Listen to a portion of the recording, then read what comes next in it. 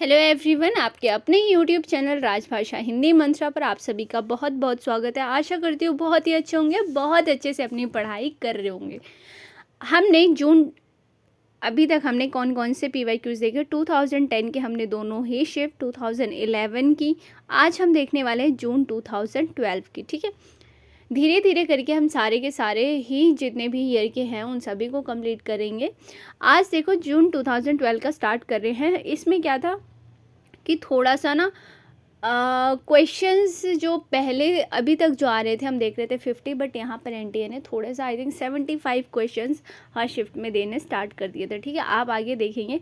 आज हम कोशिश करेंगे कम टाइम में ज़्यादा से ज़्यादा क्वेश्चंस कर सकें, 30-35 तक करेंगे, कोशिश करेंगे। बाकी क्योंकि ज़्यादा लंबी क्लास हो जाती है तो फिर वो उसे अपलोड करने में थोड़ा सा प्रॉब्लम आता है।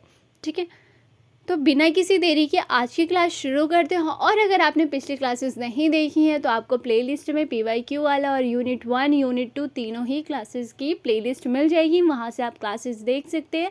हमने यूनिट 1 भाषा विज्ञान बहुत ही डिटेल में किया है, जहाँ से क्वेश्चंस आपके बनते हैं। ठीक है, और यूनिट 2 हमारा थोड़ा सा हमने क्या भक्तिकाल तक किया हुआ है।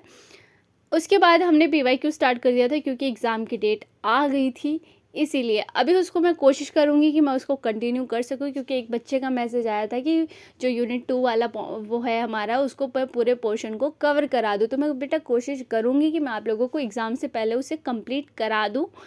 ठीक है, तो आज की क्लास जो है हमारी उसको शुरू करते हैं बिना किसी देरी के। और अगर आप चैनल पर न्यू हैं तो चैनल को सब्सक्राइब कर लीजिए ताकि आपको टाइम टू टाइम क्लासेस मिलती रहें। आगे देखो, पहला क्वेश्चन है हमारा, पुष्पदंत किस शताब्दी के कवि थे। पुष्पदंत आपने बहुत पढ़ा होगा, कहाँ पर, आदिकाल में, है ना। आदिकाल में स्वयंभू, शरहपा, पुष्पदंत, ये सभी आपने बहुत नाम पढ़े हैं। अब आपको बताना है कि कौन से शताब्दी के कवि थे। तो ये कौन से शताब्दी के थे, ये थे 10वीं शताब्दी के। इनका समय था 972 ईस्वी। क्या था, 972। और 900 के बाद जितने भी 970, 71, 72 या 23, ये सारे क्या है 900 वाले के बाद क्या होते हैं, ये सारे 10वीं शताब्दी में आते हैं। ठीक, तो ये कब के हैं, 10वीं शताब्दी के इनका क्या है, समय काल है। आपको ये चीज़ याद रखनी है। आदिकाल में देखो, आदिकाल में क्या करना है, आदिकाल क्या, वैसे तो सभी कालों में आपसे अब जितने भी कवि वगैरह होते हैं महत्वपूर्ण, उनसे आपका समय पूछा जाता है। तो ठीक है, तो आदिकाल से आप क्या करेंगे, जितने महत्वपूर्ण हमारे विद्वान हुए हैं, लेखक हुए हैं, आचार्य हुए हैं, उन सभी के आपको क्या करना है, थोड़ा सा समय ध्यान में रखना है। स्वयंभू, सरहपा, पुष्पदंत, लुइपा, इन सभी के। ठीक है, पुष्पदंत अपभ्रंश के महाकवि हैं। पुष्पदंत को हिंदी का भवभूति कहा जाता है। ये प्रश्न आया हुआ है कि किसको हिंदी का भवभूति कहा जाता है, तो ये पुष्पदंत को भवभूति कहा जाता है। ठीक है, शिव सेंगर ने पुण्य कवि को भाखा की जड़ कहा है। भाखा की जड़ किसे कहा है, ये प्रश्न भी बना है, तो ये पुष्पदंत को कहा गया है। क्या कहा गया है, भाखा की जड़। ठीक है, पुष्पदंत की 3 रचनाएं प्रकाश में आ चुकी हैं। महापुराण, कुल 102 संधियां हैं। जसहर चरित, और तीसरी कौन सी है, णय कुमार चर्यू। ये तीनों ही आपके लिए महत्वपूर्ण रचनाएं हैं। ठीक है, पुष्पदंत ने स्वयं को अभिमान मेरु, काव्यरत नाकर, कवि कुल तिलक आदि उपाधियों से विभूषित किया है। देखो, जब हमने पुष्पदंत पढ़ा था तो ये सारे फैक्ट्स हमने वहाँ पर पढ़े थे। ठीक, आपका PYQ करने का मतलब तभी बनता है अगर आपसे कोई एक प्रश्न पुष्पदंत से बन रहा है तो आप पुष्पदंत से रिलेटेड सारे के सारे फैक्ट्स आप रिवाइज कर लें। ठीक है, PYQ करने का तभी मतलब है कि आपको पता है कि हाँ पुष्पदंत से प्रश्न आया है। तो अगर पुष्पदंत से अगली बार प्रश्न आता है तो जाहिर सी बात है वो दोबारा से उसका समय काल नहीं पूछेगा। हो सकता है पूछ ले, चांसेस होते हैं, पर ऐसा नहीं है कि वो समय काल ही पूछेगा। आपको अभी इतना माइंड में रखना है कि पुष्पदंत से समय काल आ चुका है तो आगे के फैक्ट्स वो पूछ सकता है। तो आपको पुष्पदंत से रिलेटेड जितने भी इम्पॉर्टेंट फैक्ट्स हैं वो सारा उस टाइम आपको रिकॉल होना चाहिए। अगर कोई चीज़ें ऐसी हैं जो आपको नहीं याद आ रही हैं तो आप क्या करेंगे, उसको उसी टाइम पे उसको पूरा जा करके रिवाइज करेंगे। ठीक है, अगला क्वेश्चन देखो क्या है, दोहा कोश किसकी रचना है। दोहा कोश एक बहुत ही महत्वपूर्ण रचना है और ये होती है हमारी सरहपा की। किसकी है? सरहपा। अब देखो सरहपा की कितनी रचनाएं हैं आपको सारी की सारी दिमाग में आते जानी चाहिए, ठीक। और सरहपा से रिलेटेड फैक्ट्स, इनका समय, ये सारी चीज़ें आपको पता होनी चाहिए। समय है इनका क्या है? 8वीं शताब्दी है। क्या है? 8वीं शताब्दी। और ये हिंदी के प्रथम कवि कौन माने जाते हैं? तो सरहपा मान जाते हैं। मैंने आपको जब बताया था हिंदी के प्रथम कवि में सरहपा और स्वयंभू में कन्फ्यूज़न रहती है, बच्चे कन्फ्यूज़ होते हैं। क्यों? कन्फ्यूज़ भी नहीं, मतलब इस तरह है कि थोड़ा सा इसमें क्या है कि कुछ विद्वान सरहपा को मानते हैं, कुछ स्वयंभू को मानते हैं, तो ये चीज़ लाजमी भी है। पर आपसे अगर पूछा जाएगा तो आपसे नाम दे के पूछा जाएगा कि इन विद्वान ने किन को माना है, ठीक है। जैसे हमारे राहुल सांकृत्यायन हो जाते हैं, वो किसको राहुल सांकृत्यायन नहीं, हाँ, तो मतलब कि हो सकता है आपसे ऐसे पूछ ले कि राहुल सांकृत्यायन ने किसने माना है, या फिर रामविलास शर्मा हो गए इस तरह से मतलब कि आपसे प्रश्न पूछ सकता है, जहाँ पर थोड़ा सा ये होता है कि दो लोगों को माना गया है, ठीक है। सरहपा हिंदी के साथ साथ सिद्धों में भी प्रथम कवि हैं। देखो सिद्ध और क्या, सिद्धनाथ आपने पढ़े होंगे, ठीक है। तो आपको अब ये याद रखना है क्या सरहपा हिंदी के साथ साथ सिद्धों में भी प्रथम कवि कौन है? तो वो है सरहपा, ठीक है। शबरपा, सरहपा और शबरपा। शबरपा का समय आप देखो, इनका भी 8वीं शताब्दी ही है, पर ये बड़े कौन हैं? तो सरहपा बड़े हैं, ठीक है। इनकी प्रमुख रचना जो है वो है चर्यापद। यह एक प्रकार का गीत है जो सामान्यतः अनुष्ठानों के समय गाया जाता है। देखो यहाँ से ना ये प्रश्न पूछा गया है कि चर्यापद कब गाया जाता है, कब गाया जाता है? तो ये एक प्रकार का गीत और अनुष्ठानों के समय गाया जाता है, ठीक है। चर्यापद संध्या भाषा के दृष्टकूट में लिखी गई है। नोट देखो क्या है, महामहोपाध्याय हरप्रसाद शास्त्री की बौद्ध गानो दोहा में सरहपा और कृष्णाचार्य का दोहा संग्रहित है। ये कुछ एक्स्ट्रा आपको हो सकता है पॉइंट मिला हो, इसको आप क्या करेंगे? नोट कर लेंगे, ठीक है। इसे प्राचीन बंगला भी कहा है। दोहा कोश में तिल्लोपा, सरहपा, कन्हापा के दोहों को संग्रहित किया गया। हो सकता है पूछा जा सके दोहा कोश में किन किन के दोहों को संग्रहित किया गया है, किन का संग्रहण मिलता है? तो कौन कौन है? तिल्लोपा है, सरहपा है और कन्हापा। ये 3 ऐसे विद्वान हुए जिनका क्या संग्रहण, दोहों का संग्रहण कहाँ मिलता है? तो वो मिलता है आपके दोहा कोश में, ठीक है। और इसका संपादन किसने किया है? तो डॉक्टर प्रबोध चंद्र बागची ने किया है। जब हमने ये चीज़ें पढ़ी थी सरहपा से, शबरपा से रिलेटेड, तब भी हमने वहाँ पे इसका क्या है, इसको देखा था, इनका संपादन किसने किया है, ये सारी चीज़ें मैंने आपको बताई थी, ठीक है। अगला क्वेश्चन देखो क्या है, हरी रस पिया जानिए जे कबहु न जाए खुमार, मैमता घूमत फिरे ना ही तन की सार। इन काव्य पंक्तियों के कवि कौन है? अब इस पंक्ति के कवि कौन हैं? तो इनके हैं कबीर दास। कौन है? कबीर दास। यहाँ से देखो कुछ पंक्तियाँ हैं कबीर की है, रसखान की, नंदास, सूरदास। यहाँ से आपको थोड़ा सा पंक्तियाँ क्या माइंड में रखनी है। जैसे हरी रस पिया किसकी है? कबीर की है। किसकी है? हरी रस पिया कबीर। पूरी पंक्ति याद करने की ज़रूरत नहीं है, थोड़ा सा आगे से कुछ, जैसे कि ऐसे ही हरी रस पिया पढ़ लिया और कबीर याद कर लिया, ठीक है। इस तरह से आप क्या कर सकते हैं, इसको याद करने की कोशिश कर सकते हैं। धूरी भरे अति शोभित श्याम जू वैसी बनी सिर सिर सुंदर चोटी। ये किसकी है? रस खान की है, रस खान की है, ठीक है। नव मरकत मणि श्याम कनक मणिगम ब्रज बाला, वृंदावन को रीछ मनहु पही रई माला। ये है नंददास की। मेरे नैनन विरह की बेल बई। ये तो सूरदास की बहुत ही फेमस पंक्ति है जो कि आपने बहुत बार पढ़ी होगी, ठीक है। अगला क्वेश्चन देखो, साहित्य लहरी के रचनाकार है। अब साहित्य लहरी किसने लिखी है? तो ये है सूरदास की रचना। किसकी है? सूरदास की रचना है। सूरदास की और जो रचना है उनको देख लो, सूर सागर है, सूर सारावली है और साहित्य लहरी है। इनकी जो विशेषताएं हैं, इनके काव्य से रिलेटेड, उनको ज़रूर से ज़रूर पढ़ लेना, पूछा जा सकता है। जैसे सूर सागर भागवत महापुराण के 10वें स्कंद का उपजीव्य। सूर सागर क्या है? भागवत महापुराण का। किसका? भागवत महापुराण का 10वां स्कंद है। हो सकता है यहाँ 1 2 3 ऐसे करके पूछ लिया जाए, तो 10वें स्कंद का कहाँ वर्णन है? वो है सूर सागर में, ठीक है। और सूर सरावली की रचना संसार को होली का रूपक मानकर की गई है। संसार को किसका रूपक मानकर की गई है? सूर सरावली, होली का। ठीक है। साहित्य लहरी में अलंकार और नायिका भेदों के उदाहरण प्रस्तुत करने वाले 118 दृष्टिकूट पद हैं। देखो दोहे कितने हैं, पद कितने हैं, ये सारी चीज़ें ना अब क्या है कि अब जो है वो पूछी जाने लगी है। तो आप थोड़ा सा जहाँ पर पद का वर्णन किया है या फिर जैसे यहाँ दोहे नहीं पद का वर्णन है, इस तरह से क्या होता है कि इसको आप थोड़ा सा क्या माइंड में रख के चलेंगे। ठीक है, यहाँ से प्रश्न बनते हैं। और कृष्ण भक्ति शाखा के प्रमुख अष्टछापी कवि सूरदास।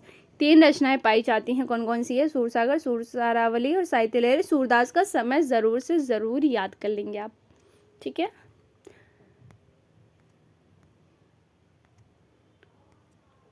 अब देखो अष्टछाप की स्थापना किसने की है? तो ये सभी को पता है कि अष्टछाप की स्थापना जो है वो विट्ठल नाथ करते हैं। इसका आंसर हो जाएगा ए। 1565 में की थी। समय याद कर लेंगे, अगर आपसे याद होता है कोशिश करें कि याद ही कर लें। ठीक है। विट्ठलनाथ वल्लभाचार्य के शिष्य हैं, ये सभी को पता है। अष्टछाप में 8 कवियों से मिलकर बना है। अष्ट तभी कहलाया है ना, अष्टछाप तभी कहलाया है जिसमें 4 शिष्य विट्ठलनाथ के और 4 क्या उनके गुरु वल्लभाचार्य के हैं। ठीक है। तो यहाँ से प्रश्न पूछा जाता है, कुंभन है, सूर है, परमानंद है, कृष्ण है, गोविंद स्वामी है। देखो सेम प्रश्न जो है मतलब यही क्या कह रही हूँ मैं, अष्टछाप वाला जो है प्रश्न पिछले वाली क्लासेस में भी मैंने आपको कराया था जब हम 2011 वाला PYQ देख रहे थे, राइट। तो देख लो 2012 में भी अष्टछाप से प्रश्न आया है। छीज स्वामी चतुर्भुज नंददास, इनका क्या करेंगे आप थोड़ा सा ना समय काल ज़रूर याद कर लेंगे। ठीक है। और कौन से किसके शिष्य हैं ये भी याद आपको होना चाहिए। तुलसीदास की अंतिम रचना कौन सी है? तो तुलसीदास की अंतिम रचना कौन सी है? तो ये आपको क्या सारी की सारी आपको रचनाएं क्या पता हैं तुलसीदास की? क्योंकि तुलसीदास की जो रचनाएं हैं ना वो बहुत महत्वपूर्ण रचनाएं हैं। ठीक है। आपको थोड़ा सा मतलब कि पता होना चाहिए तुलसीदास की रचनाएं। इनकी है हनुमान बाहु, तुलसीदास की जो है क्या है अंतिम रचना है। इसका समय देख लो एक बार, क्या इसका समय देख लो। ठीक है। आगे देखो क्या लिखा है। जीवन के अंतिम समय में जब तुलसीदास गोस्वामी जी के भुजाओं में असहनीय पीड़ा हो रही थी तब उससे मुक्ति के लिए गोस्वामी जी ने इसकी रचना की थी। हनुमान बाहु की रचना क्यों की थी? अंतिम समय में जब तुलसीदास गोस्वामी जी के भुजाओं में असहनीय पीड़ा हो रही थी तब उससे मुक्ति के लिए गोस्वामी ने इसकी रचना की थी। ठीक है। तो ये थोड़ा देख लेना। हनुमान बाहु कवितावली या कवितावली में संग्रहित है। हनुमान बाहु कहाँ संग्रहित है? तो ये कवितावली या कवितावली, और यह ब्रज में तथा कवित एवं 56 छंदों में रचित। अब देखो मैं थोड़ा सा ना आपको तुलसीदास की कुछ रचनाएं जो है उनको क्रम से बता देती हूँ। अगर आपके पास है तो ठीक है, नहीं है तो आप उसको लिख लेंगे। ठीक है। सबसे पहला आता है क्या? वैराग्य संदीपनी। मैं लिखूंगी नहीं, मैं बस 1-2 जो है वो लिख दे रही हूँ। जो कि क्या है, इसको क्या कहा है? इसको तुलसीदास ने खुद ही क्या कहा है? अखिल ज्ञान का सागर कहा है। क्या कहा है? अखिल ज्ञान का सागर कहा है। ठीक है। तो ये थोड़ा सा फैक्ट था इसलिए मैंने इसका बता दिया जो इम्पोर्टेंट है। तो सबसे पहला आ जाएगा आपका क्या आएगा? वैराग्य संदीपनी, जिसे अखिल ज्ञान का सागर कहा है। किसने कहा है? तुलसी ने स्वयं कहा है। ठीक है। इसके बाद आ जाता है वैराग्य संदीपनी के बाद आता है हमारा रामाज्ञा प्रश्न। क्या आता है? रामाज्ञा प्रश्न। रामाज्ञा प्रश्न आता है। इसे क्या रामशला का या दोहावली रामायण भी कहते हैं। इसे रामशला का या दोहावली रामायण, दोहावली रामायण हो सकता है आपसे प्रश्न पूछा जा सके कि दोहावली रामायण कौन से तुलसीदास की कौन सी रचना को कहा जाता है? तो किसको कहा जाता है? रामाज्ञा प्रश्न को कहा जाता है। ठीक है। रामाज्ञा प्रश्न के बाद आ जाता है आपका, इसके बाद आता है आपका रामलला नहछु। क्या आता है? रामलला नहछु। ठीक है। सबसे पहला क्या था? वैराग्य संदीपनी, फिर है रामाज्ञा प्रश्न, फिर है रामलला नहछु। ठीक है। मैं ऑलरेडी क्रम से बता रही हूँ तो आप इसको क्रम से ही नोट कर लेंगे। रामलला नहछु के बाद आता है हमारा क्या? जानकी मंगल आता है। क्या आता है? जानकी मंगल। जानकी मंगल। और जानकी मंगल के बाद क्या आता है हमारा, इसके बाद आता है हमारा बहुत महत्वपूर्ण रामचरितमानस। क्या आता है, रामचरितमानस, जो कि 7 कांडों में क्या है, राम कथा का वर्णन किया गया है। ठीक है, हाँ, रामचरितमानस के बाद आता है पार्वती मंगल, पार्वती मंगल आता है। फिर क्या आता है, कृष्ण गीतावली आती है। उसके बाद आता है हमारा गीतावली आता है। फिर आती है हमारी विनय पत्रिका आती है। क्या आती है, विनय पत्रिका आती है। उसके बाद आता है हमारा दोहावली आता है। फिर क्या आता है हमारा, दोहावली के बाद था हमारा बरवै रामायण, बरवै रामायण। ठीक है, और बरवै रामायण के बाद क्या था हमारा, कवितावली या फिर हनुमान बाहु। देखो कवितावली में क्या था, ये संग्रहित थी, पर रचना कौन सी थी, हनुमान बाहुक। देखो कितना एनटीए ने कंफ्यूज करने के लिए बच्चों को ऑप्शन क्या दिया है, कवितावली और हनुमान बाहुक दोनों दिया है। हनुमान बाहुक रचना थी, क्या थी, ये रचना थी, और कवितावली में संग्रहित थी। मान लो, देखो आपने क्लास 6 से 7 में पढ़ा होगा, हमारी एक बुक होती थी, जैसे वसंत नाम की बुक होती थी। ठीक है, अब उसमें कोई भी एक चैप्टर है, किसी भी प्रेमचंद का मान लो कोई भी एक कविता, कहानी, उपन्यास कुछ भी दे दिया है। ठीक है, अब है तो वो रचना प्रेमचंद की, पर संग्रहित किस में है, इसमें मतलब कि इस किताब में लिखा हुआ है ना, तो वसंत में लिखा हुआ है। तो अब देखो आपसे प्रश्न दोनों ही पूछ लिया है, ये भी लिख दिया है, ये भी इस तरह से। कवितावली क्या है, एक संग्रहण है, यानी इसमें संग्रहित की गई है, और हनुमान बाहु की एक रचना थी।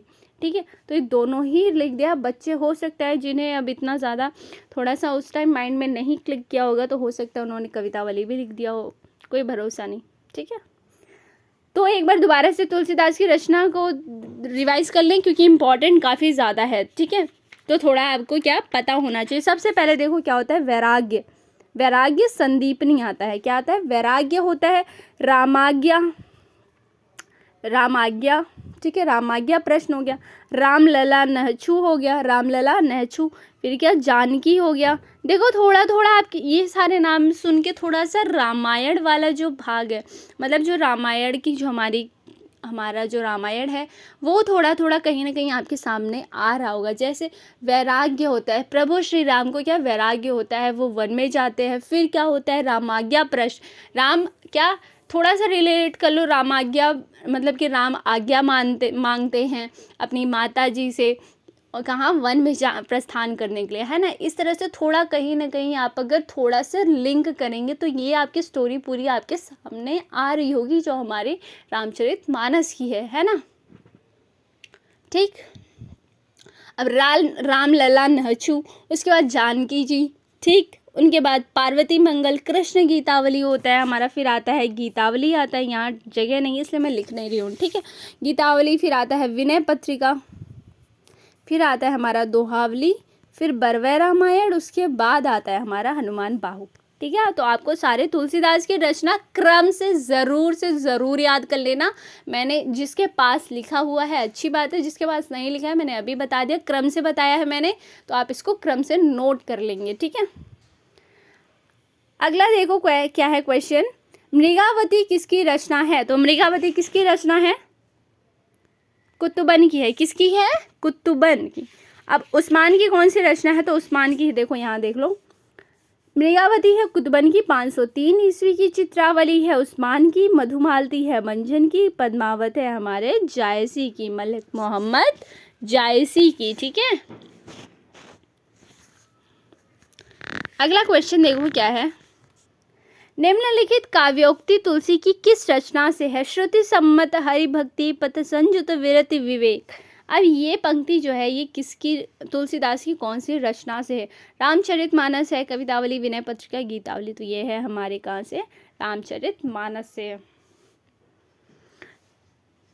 गोरख जगायो जोग भगति भगायो लोग, ये बहुत ज़्यादा फेमस पंक्ति है, जो कि पूछी जाती है हमेशा तुलसीदास से।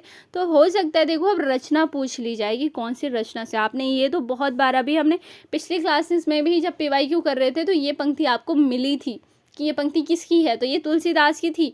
पर कौन सी रचना से है, तो ये कवितावली से है। ठीक है, कहाँ से है, तो ये रचना ये जो है पंक्ति, वो कवितावली से है। ठीक है, आगे देखो क्या, जाके प्रिय न राम वैदेही, ये भी आपने कहीं ना कहीं सुना है, ये पंक्ति आपने सुनी है, तुलसीदास की पंक्ति आपने ज़्यादातर जो थोड़ी बहुत होंगी ना आपने सुनी होंगी कहीं ना कहीं, ठीक है। तो ये विनय पत्रिका से है। जो हो मातु मते मह हवय हो, ये गीतावली से है, ठीक है। ओके, इतनी चीज़ें क्लियर है। काफ़ी लेट, देखो 20 मिनट हो गया, अभी हमने सिर्फ 8 क्वेश्चन किया, ज़्यादा ही डिटेल में हो रही हैं चीज़ें, ठीक। चंडी चरित्र किसकी रचना है, तो ये है हमारे गुरु गोविंद सिंह की। किसकी रचना है चंडी चरित्र, तो गुरु गोविंद सिंह की है। शिवा बावनी हमारी भूषण की आ जाती है, छत्र प्रकाश लाल कवि की आ जाती है, सुजान चरित हो जाती है सूदन की। किसी है, देखो घनानंद और सूदन में है ना, कंफ्यूज नहीं होना है आपको, थोड़ा सा ये ध्यान रखना है ये वाली रचना। काव्य की रीति सी की सुख बिन सो देखी सुनी बहुलोक की बात, इस काव्योक्ति के कवि हैं। अभी ये काव्योक्ति किसकी है, तो ये आ जाती है हमारी भिखारी दास की। देखो पंक्तियां मैं आपको पहले दिन कह चुकी हूँ, सारी पंक्तियां आपको नहीं पता होंगी, पर उतना तो कर सकते हो जितनी PYQs में आई हैं वो पंक्तियां कम से कम आप क्या कर लो, याद कर लो, ठीक है। तो इसको ज़रूर याद कर लेना। भिखारी दास की है। फागु की भीर अभिरिनी में गही गोविंद ले गई भीतर गोरी, पद्माकर की है।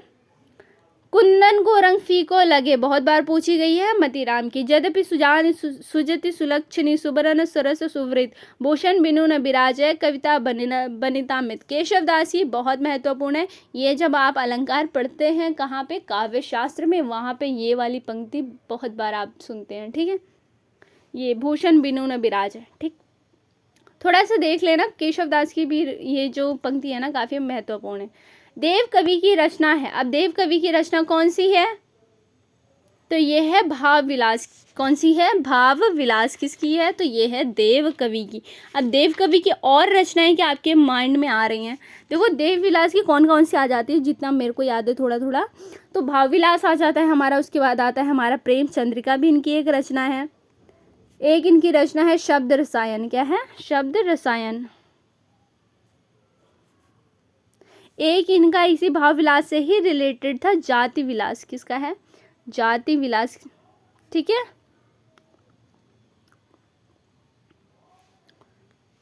बाकी आप थोड़ा सा देख लेना, मुझे माइंड में इतनी ही 2 4 5 जो थी रचनाएं इतनी ही याद आ रही थी देव कवि की। और चलो ठीक है, आज का पहला प्रश्न यही है, आपको कमेंट में बताना है कि ये देव कवि जो हैं ये रीति काल के कौन से कवि हैं, मतलब कि ये रीतिबद्ध के हैं, रीति सिद्ध के हैं, या फिर रीति मुक्त के कवि हैं, ये आपका प्रश्न है,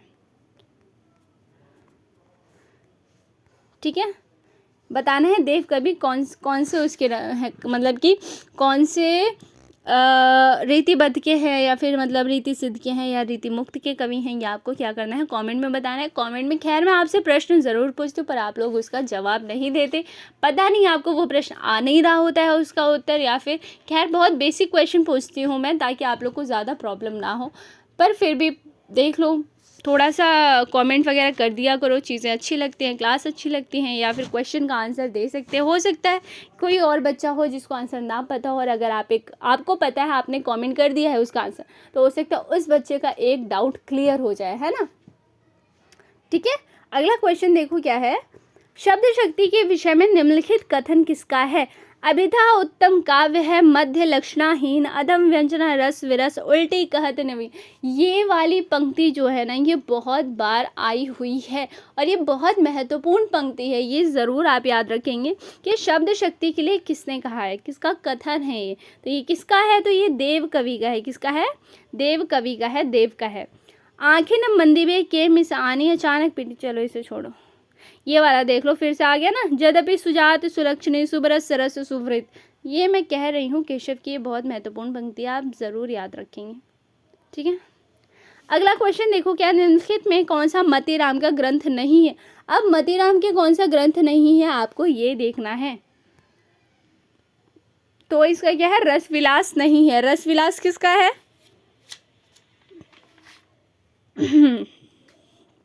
देखो रस विलास हमारा आ जाता है, किसका है, चिंतामणि का हो, और ये सभी क्या है, रीतिबद्ध कवि, चिंतामणि भी और हमारे मतीराम भी, ठीक है। मतीराम के देखो यहाँ पे कुछ आपको मिल जाएंगे, फूल मंजरी, लक्षण श्रृंगार, साहित्य सार, रसराज, ललित ललाम, सत्सई अलंकार, पंचशिका, वृत्त कौमुदी आदि रचनाएं क्या है, मतीराम की हैं, ठीक है। रस विलास, छंद विचार, पिंगल, श्रृंगार मंजरी, कवि कल्पत्रु जो बहुत महत्वपूर्ण है, कृष्ण चरित हो गया, काव्य विवेक इंपॉर्टेंट है हमारा, काव्य प्रकाश इंपॉर्टेंट है, और ये क्या है, चिंतामणि की रचनाएं हैं। ठीक है। अगला क्वेश्चन देखो क्या है, रीति मुक्त कवि नहीं है, इनमें से कौन रीति मुक्त कवि नहीं है? तो आप सभी को पता है इसका आंसर क्या है, पद्माकर। पद्माकर कौन है? बोधा हमारे रीति मुक्त हैं, ठाकुर आलम। मैंने आपको कहा था रीति मुक्त, रीतिबद्ध, रीति सिद्ध से प्रश्न बनता है कि कौन से कवि किस कहाँ के हैं, तो आपको ये पता होना चाहिए। ठीक है।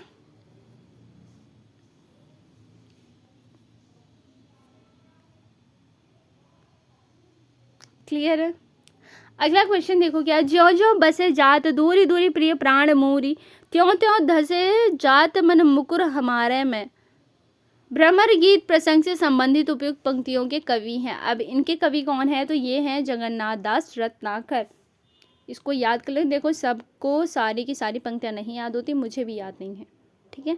मैं यही कहूँगी जितना PYQ आप सॉल्व कर रहे हो सके तो कोशिश करो ये जो बार बार हमारे जो लेखक कवि जो रिपीट हो रहे हैं जिनकी पंक्तियाँ, उनको ज़रूर से ज़रूर याद कर लेना, क्योंकि हो सकता है मतलब कि आप 1-2 क्वेश्चंस ऐसे आप अगर आप कर लेते हो तो थोड़ा सा मतलब कि ऐसा होता है ना कि कट ऑफ की लाइन से थोड़ा आप आगे ही रहो। ठीक है। तो इसको देख लेना। अगला क्वेश्चन देखो क्या है, निम्नलिखित में से किस गद्य कृति का निर्माण फोर्ट विलियम कॉलेज में हुआ था? अब देखो फोर्ट विलियम कॉलेज से पहले ज़्यादा प्रश्न पूछे जा रहे थे, अब थोड़ा सा अगर पूछते हैं ना तो थोड़ा सा कह सकते हैं कि थोड़ा सा तुम्हारे थोड़ी नॉलेज चेक करने के उससे पूछते, थोड़ा ऐसे रटे रटाए प्रश्न फोर्ट विलियम कॉलेज से ज़्यादा नहीं आते। ठीक है। तो आप एक बार फोर्ट विलियम कॉलेज थोड़ा सा ज़रूर पढ़ के जाना, लास्ट टाइम है, अभी लास्ट कुछ दिनों में ही आपका एग्ज़ाम है। ठीक है। तो फोर्ट विलियम कॉलेज हो गया, ये कुछ चीज़ें होती हैं जो आप ज़रूर पढ़ लेना। ठीक है। देखो किस गद्य कृति का निर्माण फोर्ट विलियम कॉलेज में हुआ था? तो इनमें से किसका हुआ था? तो नासिकेतोपाख्यान का। किसका हुआ था? नासिकेतोपाख्यान का। और इनके रचनाकार कौन है? तो इनके रचनाकार हैं हमारे सदल मिश्र। कौन है? सदल मिश्र, जो कि नासिकेतोपाख्यान आपसे वैसे भी पूछा जा सकता है कि किसकी रचना है, पूछा जा सकता है क्या है, पूछा गया है। ठीक है।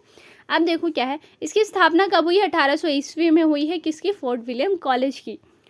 लल्लू लाल तथा सदल मिश्र की नियुक्ति हुई थी, वहीं पर लल्लू लाल ने प्रेम सागर तथा सदल मिश्र ने नासिकेतोपाख्यान नामक गद्य कृति की रचना की। लल्लू लाल ने कौन सी की थी? लल्लू लाल ने प्रेम सागर की थी। भाषा योग वशिष्ठ राम प्रसाद निरंजनी की रचना तथा भाषा पद्म पुराण पंडित दौलत राम की रचना। आज देखो इतनी सी व्याख्या में आपको 4 रचनाएं, इंपॉर्टेंट रचनाएं, बहुत इंपॉर्टेंट रचनाएं आपको पता चली। जैसे पहला लल्लू लाल की है प्रेम सागर, सदल मिश्र की है नासिकेतोपाख्यान, राम प्रसाद निरंजनी की है भाषा पद्म पुराण, और दौलत नहीं, 1 मिनट, भाषा योग वशिष्ठ है हमारे राम प्रसाद निरंजनी की। भाषा योग वशिष्ठ है राम प्रसाद निरंजनी की, और भाषा पद्म पुराण है हमारे दौलत राम की। ये चारों रचनाएं आप ज़रूर से ज़रूर याद करेंगे। कौन कौन से? लल्लू लाल की प्रेम सागर, सदल मिश्र का नासिकेतोपाख्यान, और भाषा योग वशिष्ठ है हमारा राम प्रसाद निरंजनी का, भाषा पद्म पुराण है दौलत राम की रचना। ठीक है, ज़रूर याद रखेंगे आप। अगला क्वेश्चन क्या है, राजा लक्ष्मण सिंह ने अभिज्ञान शकुंतल का अनुवाद कब किया? तो कब किया था? 1863 में किया था। देखो क्या है एक्सप्लेनेशन में, कालिदास के संस्कृत के 3 ग्रंथों का अनुवाद हिंदी में किया, अभिज्ञान शकुंतलम, रघुवंश, मेघदूत, तीनों ही इम्पॉर्टेंट है, ज़रूर याद कर लो। क्या है? अभिज्ञान शकुंतलम है, रघुवंश है, और मेघदूत है। ये किसकी रचनाएं हैं? कालिदास की थी, जिनका अनुवाद किसने किया है? राजा लक्ष्मण सिंह ने किया है, और इनका समय 1862, 78 और 1882। ठीक है, याद हुई क्या? अगला क्वेश्चन देखो क्या है, निम्नलिखित में से कौन सी रचना कृष्ण कथा पर आधारित नहीं? अब ये 4 रचनाएं हैं, इनमें बताना है कौन सी जो रचना है वो कृष्ण कथा पर आधारित नहीं है। प्रिय प्रवास, अग्निलीक, भ्रमरदूत या अंधा युग। अब सभी को पता है अंधा युग तो आपको आपके सिलेबस में भी है, प्रिय प्रवास पता ही है सबको, भ्रमरदूत भी। अग्निलीक जो है वो कृष्ण कथा पर संबंधित नहीं है। सबसे पहले तो आपको पता होना चाहिए कि अग्निलेख है किसकी, तो ये किसकी है, भारत भूषण अग्रवाल की रचना है, ठीक है, जो कि एक राम कथा पर आधारित है। किस पे, राम कथा पर आधारित है, ठीक है। प्रिय प्रवास सभी को पता है हरिऔध जी की है ना, और हिंदी का प्रथम महाकाव्य भी माना जाता है प्रिय प्रवास को। और उसके बाद आ जाता है हमारा भ्रमरदूत, जो कि है हमारे कवि रत्न की है, किसकी है, कवि रत्न, कृष्ण कथा पर आधारित। अंधा युग जो है हमारे सभी को पता ही, आपके सिलेबस में ही है अंधा युग, धर्मवीर भारती का, है ना। शिव शंभू के चिट्ठे के निबंधकार है, शिव शंभू के चिट्ठे के निबंधकार कौन है, बाल मुकुंद गुप्त है, आपके सिलेबस में है, आपको बिल्कुल पता होगा। इसमें तत्कालिक गवर्नर जनरल लॉर्ड कर्जन के भारत विरोधी कारनामों पर ओजपूर्ण, तीखी एवं व्यंग्यात्मक शैली में प्रहार किया। गुप्त जी बंग भाषा तथा भारत में पत्रिका के संपादक भी थे। अब देखो आपसे ना, यहाँ से मैं बता दूं आपको, शिव शंभू के चिट्ठे जरूर पढ़ के जाना, पात्र जरूर से जरूर याद कर लेना आप इसके, ठीक है। अगला क्वेश्चन देखो क्या है, जो घनीभूत पीड़ा थी मस्तक में स्मृति सी छाई, दुर्दिन में आंसू बनकर वह आज बरसने आई। ये किसकी है, तो ये पंक्ति जयशंकर प्रसाद की है, किसकी है, जयशंकर प्रसाद की। आंसू से, कौन सी रचना से है, आंसू से है, कहाँ से है, आंसू से, ठीक है। वे मुस्काते फूल नहीं जिनको आता है मुरझाना, वे तारों के दीप नहीं जिनको आता है बुझ जाना। ये किसकी है, महादेवी वर्मा की है, किसकी है, महादेवी वर्मा की। हम कौन थे, क्या हो गया और क्या होंगे अभी, आओ विचारे आज मिलकर ये समस्याएं सभी। देखो मैं यही सजेस्ट करूंगी, जयशंकर प्रसाद की, महादेवी वर्मा और ये भारत भारती से मैथिली शरण गुप्त की, ये तीनों ही इम्पॉर्टेंट है।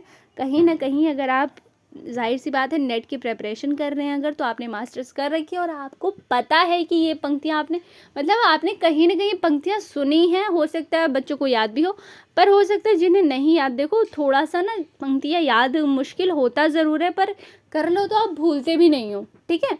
तो ज़रूर थोड़ा सा एग्ज़ाम से पहले ज़रूर ये पंक्तियाँ देख लेना। धिक धाय तुम यो हनहूत, धो दिया श्रेष्ठ कुल धर्मदूत, राम के नहीं काम के सुत कहलाए। उपयुक्त काव्य पंक्तियों का संबंध किस काव्य रचना से है, तो ये किससे है, तो ये है तुलसीदास से है, किसके है, तुलसीदास से, जो कि है किसकी, सूर्यकांत त्रिपाठी निराला की, ठीक है।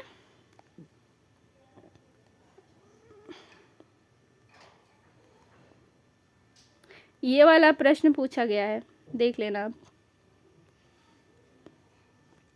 ठीक है। अगला क्वेश्चन देखो क्या है, निम्नलिखित में से कौन सा खंड काव्य राम नरेश त्रिपाठी का नहीं है, कौन सा खंड काव्य राम नरेश त्रिपाठी का नहीं है, तो ये आ जाएगा हमारा नहुष, ठीक है। मिलन, पथिक, स्वप्न और ये तीनों ही किसके हैं, राम नरेश त्रिपाठी की रचनाएं हैं, जबकि नहुष हमारा मैथिली शरण गुप्त का हो जाता है, ओके। कविता दो शब्दों के बीच की निर्वता में रहती है, काव्य भाषक संबंध में उपयुक्त मक्त किसका है, तो ये किसका है, कौन कह रहा है, तो ये अज्ञेय कहते हैं, क्या कहते हैं, कविता दो शब्दों के बीच की नीरवता में रहती है, अज्ञेय कहते हैं ये। निसहाय हिंदू उपन्यास के लेखक हैं, ये तो सभी को पता है किसकी है, राधा कृष्ण दास की है निसहाय हिंदू, किसकी है, निसहाय हिंदू। परीक्षा गुरु है हमारे श्रीनिवास दास की, क्या है, परीक्षा गुरु, जबकि सिलेबस में 100 जान 100 जान बालकृष्ण भट्ट की। सौदामिनी है राधा चरण गोस्वामी की, सौदामिनी थोड़ा सा अलग रचना है, देख लेना एक बार, ठीक है। श्रीनिवास दास कृत उपन्यास परीक्षा गुरु को आचार्य रामचंद्र शुक्ल हिंदी का प्रथम उपन्यास तथा श्रीनिवास दास को प्रथम उपन्यासकार मानते हैं। ये फैक्ट है, आपको ज़रूर पता होगा, ज़रूर, अगर नहीं पता है तो ठीक है, कोई बात नहीं, देर तो अभी भी नहीं हुई है, अभी देख लें, ठीक है।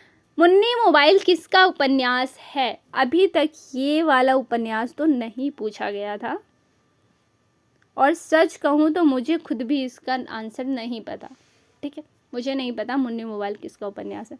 देखो मुन्नी मोबाइल है यहाँ किसका, प्रदीप सौरभ का है, विदय के उपन्यास है। मैं बोरीशाइला सबको पता है किसका है, महुआ मांझी का है, बहुत इंपॉर्टेंट है। देखो मैं बोरीशाइला है ना जो उपन्यास, वो बहुत ज़्यादा इंपॉर्टेंट है, आपसे बहुत बार पूछा गया है, आपको मिलान में दिखेगा या फिर ऐसे ही मतलब कि 4 ऑप्शंस में दिखेगा, तो मैं बोरीशाइला देख लेना, थोड़ा सा उसके उपन्यासकार से रिलेटेड चीज़ें देख लेना, ज़रूर से ज़रूर देख लेना, हो सकता है पूछा जा सके, ठीक। मृत्युगंध, जीवन गंध रीता शुक्ला का है। मुर्दहिया आपका तुलसी राम का है, जो कि आपके सिलेबस में है, जो कि एक आत्मकथा है। क्या है? आत्मकथा है। निम्नलिखित में कौन सा नाटक श्रीनिवास दास का नहीं है? अब श्रीनिवास दास का नाटक बताना है हमें, कौन सा नहीं है। तो महारानी पद्मावती नहीं, रणधीर प्रेम मोहिनी है, तप्ता संवरण भी है, संयोगिता स्वयंवरी है, प्रहलाद चरित्र आदि लाला श्रीनिवास दास के नाटक है। जबकि पद्मावती, महाराणा प्रताप, दुखनी बाला आदि राधा, दुखनी बाला देखो बहुत इंपॉर्टेंट है, और पद्मावती भी। पद्मावती थोड़ा थोड़ा पद्मावत से वो क्या हो रहा है, थोड़ा सा लिंक हो रहा है, इसलिए आपका इंपॉर्टेंट हो जाता है कि पद्मावती और पद्मावत अलग अलग है। और पद्मावती जो है आपका यहाँ पे ये जो है उपन्यास जो है आपका, है ना, जो आपका पद्मावती ये वाला जो है ये उपन्यास है, तो ये थोड़ा सा ध्यान रखेंगे कि ये क्या है, किसकी? राधा कृष्ण दास की है। ठीक है, अगला क्वेश्चन देखो क्या है। निम्नलिखित में से भारतेंदु का कौन सा नाटक प्रबोध चंद्रोदय की प्रतीकात्मक शैली से प्रभावित है? तो कौन सा है? भारत दुर्दशा। हो सकता है आपने अगर भारत दुर्दशा पढ़ी हो, ये फैक्ट पता हो, या हो सकता है ना भी पता हो, तो कोई बात नहीं, नहीं पता है तो यहाँ पे आप देख लेंगे। ठीक है, वैदिक हिंसा, हिंसा न भवती एक नाटक, ये क्या है? प्रहसन है, जो कि किसका है? भारतेंदु। जब मैंने आपको लास्ट क्लास में भारतेंदु पढ़ाया था, मैंने आपको मौलिक नाटक और अनुदित नाटक दोनों ही बहुत अच्छे से पढ़ाए थे, मतलब कि रिवाइज करा दिया था। ठीक है, तो वहाँ से आपको ज़रूर ये चीज़ें याद होंगी। विशेष विश्वमोत्सवम, प्रेम योगिनी, चंद्रावली, भारत दुर्दशा, नील देवी, अंधेर नगरी और सती प्रताप। ठीक है, अनंत देवी प्रसाद की किस नाटक की पात्र है? अनंत देवी जो है जयशंकर प्रसाद की किस नाटक की पात्र है? तो ये स्कंदगुप्त की हैं। देखो, स्कंदगुप्त, जितने आपके सिलेबस में नाटक है ना, उनके पात्र सिर्फ नाटक के नहीं, कहानी, उपन्यास, नाटक, आत्मकथा, जितने भी चीज़ें आपके सिलेबस में है, आपको पता है कि पात्र आपसे बहुत ज़्यादा पूछा जाने लगा है, बहुत ज़्यादा। और सिर्फ ऐसे नहीं कि जो मेन कैरेक्टर्स हैं वही नहीं, जो छोटे मोटे कैरेक्टर गौड़ पात्र भी आते हैं ना, वो भी आपसे अब पूछा जाने लगा है। ज़रूर ज़रूर ज़रूर ज़रूर ये देख लेना। अगर आपको ऐसा है कि आपको पात्र नहीं मिल रहे, आपको है कि लास्ट टाइम में कहाँ नहीं किया मैंने, अभी तक पात्र तैयार नहीं किए, तो आप मुझे वो भी बता देना। मैं PYQs बाद में कराऊंगी, क्योंकि मैं फिर कहूँगी PYQs तो आप खुद से भी कर सकते हो। जो इम्पोर्टेंट चीज़ें हैं, जैसे आप, मैंने अभी बोला कि पात्र अगर आपको नहीं पता, आपको नहीं मिल रहे सारी चीज़ें एक जगह, तो मुझे आप बता देना, मैं सारे यूनिट्स के एक एक करके पात्र आपको ज़रूर करा दूंगी। ठीक है, पात्र कराने में ज़्यादा टाइम नहीं लगेगा। अब जाहिर सी बात है, मैं इतने कम टाइम में कहानी उपन्यास आपको नहीं पढ़ा सकती। मैंने सोचा था कि मैं आपको कम से कम जो इम्पोर्टेंट कहानी उपन्यास है वो ज़रूर करा दूँ, पर इतना समय नहीं मिल पा रहा है, चीज़ें मैनेज अभी नहीं हो पा रही हैं। ठीक है, और बहुत ही कम टाइम में मैं इतना करा भी नहीं सकती, आपका बहुत बड़ा सिलेबस है। ठीक, तो आप मुझे बता देना। अगर आपको पात्र करना है, पात्र वाली क्लास में अलग से ले आऊँगी, जिसमें मैं आपको सभी के यूनिट 5 के सारे पात्र करा दूँगी, यूनिट 6 के करा दूँगी। PYQ फिर हम क्या करेंगे, थोड़ा सा रोक देंगे। क्यों? क्योंकि PYQs तो आप खुद से भी सॉल्व कर सकते हो, मैं इसलिए करा रही हूँ ताकि जिन बच्चों को थोड़ा आलस आता है PYQ सॉल्व करने में, वो यहाँ से कर लें। और कुछ हम क्या करते हैं कि जब मैं PYQ करा रही हूँ, तो देखो कुछ हम क्या, मतलब कि थोड़ा टाइम ले कर के कर रहे हैं, हम पिछली चीज़ें रिवाइज करते हुए चल रहे हैं। अब जैसे तुलसीदास से जितनी एक प्रश्न आया, पर हमने तुलसीदास की सारी रचनाएं देख ली। ठीक है, तो बस PYQ कराने का यही एक फ़ायदा होता है। आप मुझे बता देना, अगर आपको पात्र वाली क्लास चाहिए होगी तो मैं ज़रूर से ज़रूर करा दूँगी। ठीक है, ये वाली चीज़ें मैं पीछे रख दूँगी, PYQs हम बाद में देखते रहेंगे अगर टाइम बचेगा तो, नहीं तो मैं पहले आपको पात्र ज़रूर से ज़रूर करा दूँगी, क्योंकि वो बहुत ज़्यादा इम्पॉर्टेंट है। ठीक है, अगला क्वेश्चन देखो, ये क्या है आगे, इसमें देखो पात्र राजश्री, सूरमा और राजश्री। स्कंदगुप्त से है पृथ्वीसेन, पुरुगुप्त, भट्टार्क, देवसेना, विजया, अनंत देव की। ध्रुव स्वामी से है चंद्रगुप्त, रामगुप्त, शिखर स्वामी और ध्रुव स्वामिनी। विशाख से है क्या, चंद्रलेखा। ठीक है, मंगल का विधान करने वाले दो भाव हैं, किसका कथन है? तो ये किसका कथन है? रामचंद्र शुक्ल जी का है। मंगल का विधान करने वाले दो भाव हैं, यह कथा आचार्य शुक्ल का। आचार्य शुक्ल लोक मंगल की बात करते हैं। देखो ये, अब ये प्रश्न देख लो, मैं पढ़ूंगी नहीं, क्यों खामखा इतनी अच्छी पंक्ति खराब करनी है। देख लो, ठीक है। रस के विषय में उपयुक्त स्थापना किस आचार्य की है, तो ये जो है रस के विषय में किस विद्वान ने ये मतलब पूरा का पूरा वो दिया है, तो ये आ जाएंगे हमारे विश्वनाथ, ठीक है। सत्वोद्रेकाद खंड स्वप्रकाश नंद चिन्मय वेदांत रस पर शून्यो ब्रह्म स्वाद सहोदर। फिर वही कहूँगी, देख लो अपना, मैं नहीं पढ़ रही, क्यों खामखा खराब करना पूरी पंक्ति, उसका अर्थ ही कहीं बदल, अर्थ का अनर्थ हो जाए। रस के संदर्भ में साहित्य दर्पण में उद्धृत आचार्य विश्वनाथ का कथन है। आप इसको एक बार थोड़ा कोशिश करना कि याद कर लो। क्या याद करना है, इतना, ये वाला, ये पूरा अक्षर याद कर लो और ये याद कर लो विश्वनाथ का है, बस हो गया। इतना ही याद करो, पूरी पंक्ति याद नहीं करनी है, ठीक है। काफ़ी ज़्यादा लंबी क्लास हो गई, 40 मिनट की ऑलरेडी क्लास हो गई है। आज इस क्लास को यहीं ख़त्म करते हैं। नेक्स्ट क्लास में हम इसके बाकी के क्वेश्चंस करेंगे, ठीक है। आप मुझे ज़रूर बता देना अगर आपको प्रॉब्लम आ रही है पात्र करने में, मैं ज़रूर से ज़रूर आपके लिए वो क्लास ले आऊँगी। थोड़ा सा बस 1-2 दिन का टाइम मुझे दे देना, ताकि मैं उन सभी कैरेक्टर्स को एक जगह नोट कर लूँ। ऑफकोर्स टाइम लगता है थोड़ा नोट वोट करने में, बट ठीक है। आप मुझे बता देना कमेंट सेक्शन में, या फिर नहीं तो फिर क्या करेंगे, हम PYQ ही कंटिन्यू करेंगे। मिलते हैं नेक्स्ट क्लास में। अगर आपको क्लास अच्छी लगी हो, हेल्पफुल लगी हो, तो प्लीज़ वीडियो को लाइक करना, शेयर करना, और चैनल को पे नए हो तो चैनल को सब्सक्राइब ज़रूर कर लेना, बेल आइकन दबा लेना, ताकि आपको टाइम टू टाइम क्लासेस मिलती रहें। जो भी मैं क्लास अपलोड करूं आपको टाइम से अपडेट मिल जाए, ठीक है। ऐसे ही मेहनत करते रहो, अच्छे से तैयारी करो। मिलते हैं नेक्स्ट क्लास में, और कमेंट ज़रूर कर देना। पहला तो ये कमेंट करना जो मैंने आपसे क्वेश्चन पूछा था, और दूसरा ये बता देना कि आप पात्र खुद से कर लेंगे या फिर मुझे कराने की ज़रूरत है, ठीक है। मिलते हैं नेक्स्ट क्लास में, तब तक के लिए thank you so much for watching, bye bye.